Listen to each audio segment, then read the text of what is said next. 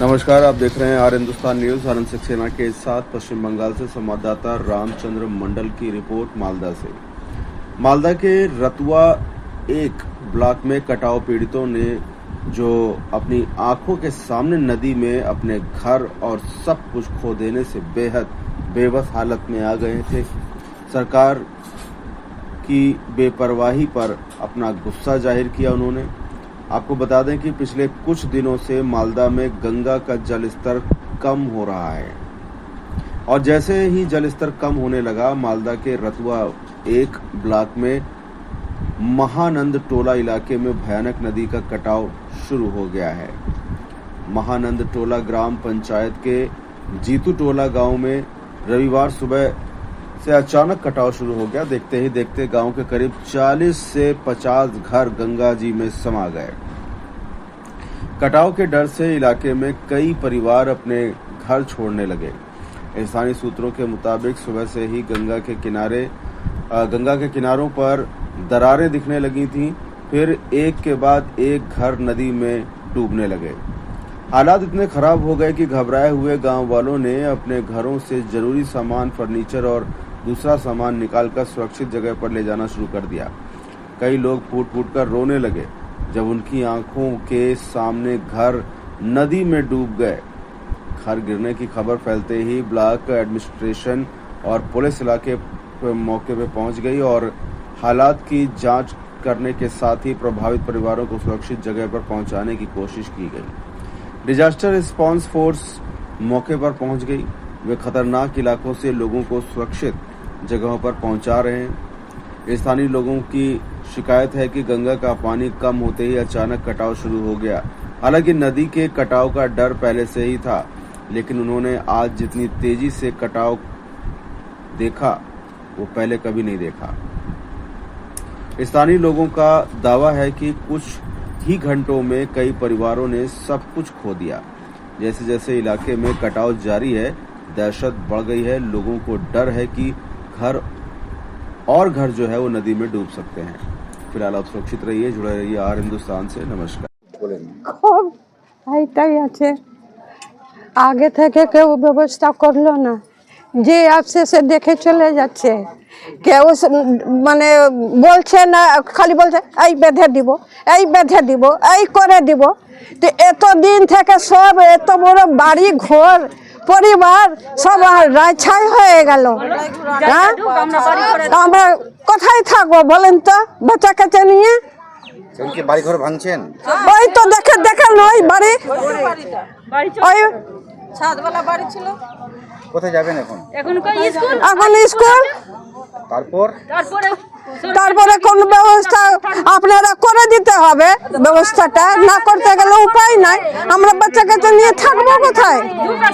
হ্যাঁ, কেউ এসে প্রশাসনে কেউ এসে? না, কেউ আসেনি। না, কেউ আসেনি। বেশি কথা বলতে কি নাম আপনার? আমার নাম নীলা স্বর্ণকার। এই সকাল থেকে নদী অনেক দূরে ছিল কালকে, তা আজকে আমাদের পুরো জিত্তুটোলা গ্রাম পড়ে যাচ্ছে।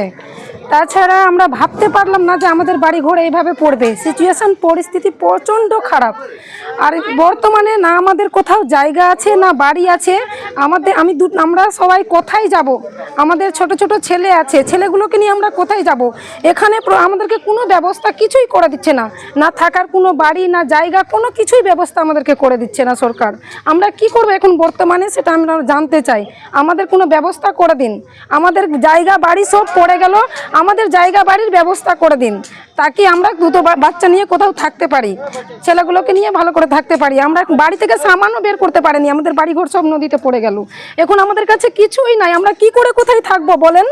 কোথায় থাকবো? আপনারা চুপ করে বসে আছেন, কিছুই করছেন না। প্রত্যেকবার বলেই যাচ্ছেন করবো বলে, তাছাড়া আপনারা কিছুই করছেন না। এইভাবে যে আমাদের সব কিছু চলে গেল, আমরা এখন কি করি বলেন? আমাদের ব্যবস্থা করে দেন। আমরা জায়গা বাড়ি চাই। সর্বপ্রথম বলে দিচ্ছি, আমাদেরকে জায়গা দিতে হবে।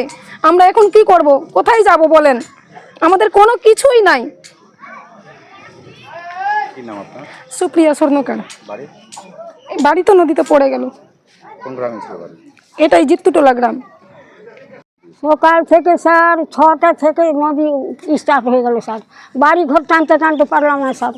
ছেলে ন্যাংরা ছেলে আছে স্যার, ওকে টানবো কি বাড়ি টানবো স্যার, আমার কেউ নেই স্যার টানা। এই লোকগুলাকে নিয়ে আমি করছি কাজ স্যার।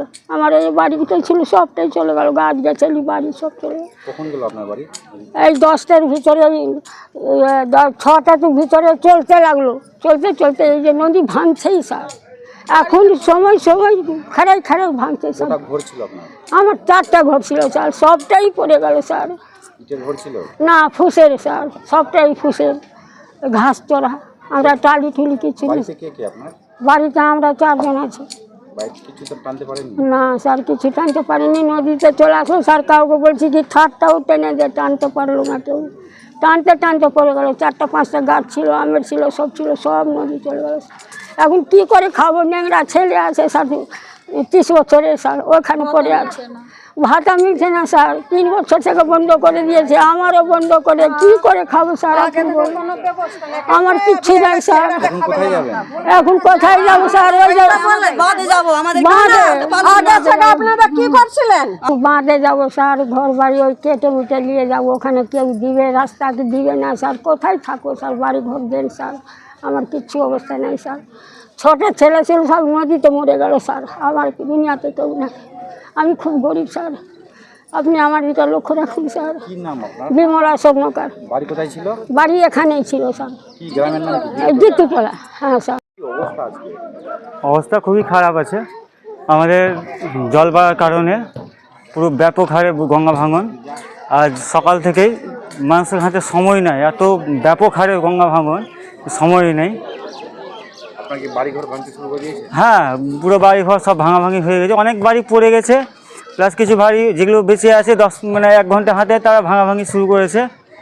এইভাবে চলতে থাকলে প্রায় মহেন্দ্রটোলা দিয়ারা অর্ধেক শেষ, অর্ধেক তো প্রায় শেষের দিকে, অর্ধেকটা আরও শেষ হয়ে যাবে। মহেন্দ্রটোলা প্রায় শেষ, আর প্রশাসন একদম ব্যর্থ। প্রশাসনের কোনো একদম নিষ্ক্রিয় ভূমিকা আছে। আমরা প্রত্যেকবার শুনতে পাই কোটি কোটি টাকা আসছে, কোন মন্ত্রী আর কোন নেতা খায় জানি না টাকাগুলো, এক বস্তা কাজ হয় না। আজ 3 দিন থেকে, এখানে 1 সপ্তাহ আগেও ভাঙন হয়েছে, কোনো প্রশাসনের দেখা সাক্ষাৎ নাই, কিছুই নাই, 1 বস্তা মাটি ফেলা নাই, কোনো কাজ নাই, শুধু লোক দেখানো এরা নেতাগিরি আর কিছুই না। আসছে দেখে চলে যাচ্ছে। এটা কোন গ্রাম?